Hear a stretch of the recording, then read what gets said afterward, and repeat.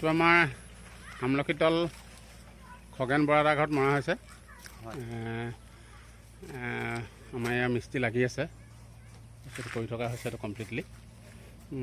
খগেন দা, আপুনি কওকচোন, আপুনি বস্তুটো ছেটিছফাই নে? আপোনাক বস্তুটো দেখালোঁ, কৰালোঁ, কৰি দিলোঁ কামটো, আপুনি বস্তুটো ছেটিছফাই নে? বস্তুটো মই ছেটিছফাই, বহুত ছেটিছফাই, বহুত ভাল পাইছোঁ মই। ভাল লাগিছে আপোনাৰ?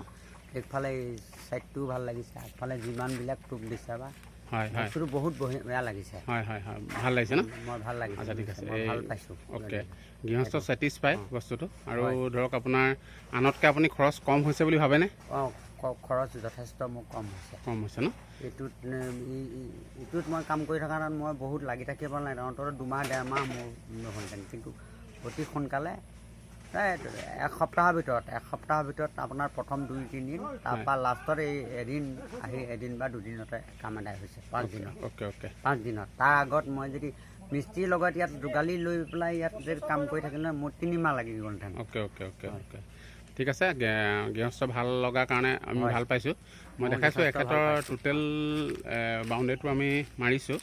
মই এইটো দেখাইছোঁ আপোনাক, 1 কঠা মাটিৰ এইটো বাউণ্ডেৰী কৰিছোঁ। চাওক, বিমটো মাৰিব বাকী আছে, বিমটো গৃহস্থৰ হেৰিত আছে, তেওঁ মাৰিব তেওঁলোকে। ঠিক আছে, বাকী মই ওপৰে ওপৰে দেখাইছোঁ, বেক চাইডো আপোনালোকক দেখাই আহি আছোঁ। বেক চাইডে কেনেকৈ মাৰিছোঁ, এয়া ভিতৰ চাইডে মাৰিছোঁ। এয়া তেওঁলোকৰ জেগাটো অকণমান আপ ডাউন আছে, আপ ডাউন থকাৰ কাৰণে আমাৰ ৱালো অলপ আপ ডাউন হৈ গৈ আছে। এইখনৰ পিছত সেইখন ডাউন কৰিব লগা হৈছে লেভেলৰ কাৰণে। যদি প্লেন থাকিলে হয়, একচুৱেলি গোটেই সমান লাগিলে হয়। মন কৰক আপুনি, গোটেই বাউণ্ডেৰীটো একদম চকুলৈকে মাৰিছোঁ তেওঁলোকক। 1 কঠা মাটি কমপ্লিটলি বেৰা হৈছে, আৰু বাকী ছাইডটো মই আকৌ এবাৰ আপোনালোকক দেখাই আছোঁ। এয়া চাওক,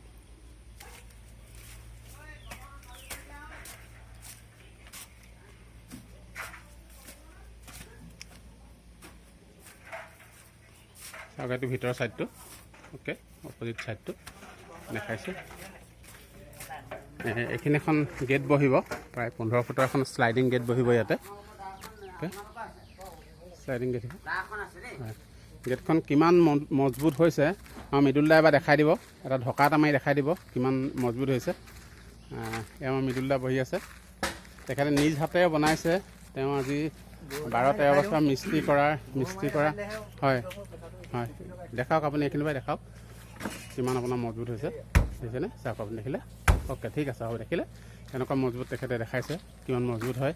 এইফালে আপুনি চাওক, বেক চাইডে এইটো আছে, এইটো চাইডৰ পৰা কিমান সুন্দৰ হৈছে।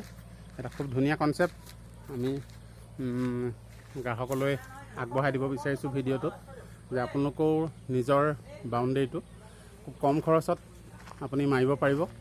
যদি আপুনি ইটাৰে দিম বুলি ভাবে, তাতকৈ আপোনাৰ ছেভ হ'ব বহুতখিনি। মই আশা কৰিছোঁ খুব আমি এতিয়া অলপ কনচেশ্যন প্ৰাইজত দি আছোঁ। হয়তো বস্তুৰ দাম যিটো বাঢ়ি আছে, চৰকাৰে যিটো GST লগাইছে, কিবা লগাইছে, যাৰ কাৰণে ধৰক বস্তুৰ দাম বাঢ়ি আহি আছে, আৰু ধৰক সেইকাৰণে অলপ পিছলৈ দাম বাঢ়িবও পাৰে। এতিয়া সদ্যহতে আমি খুব কম খৰচত কৰি আছোঁ। আৰু মোৰ ডেছক্ৰিপশ্যনত ফোন নাম্বাৰটো দি দিম, আপোনালোকে কণ্টেক্ট কৰিব।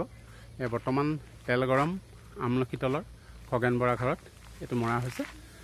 কেনেকুৱা পালে আপোনালোকে জনাব, আৰু ভিডিঅ'টো লাইক আৰু শ্বেয়াৰ কৰি দিব। Thank U.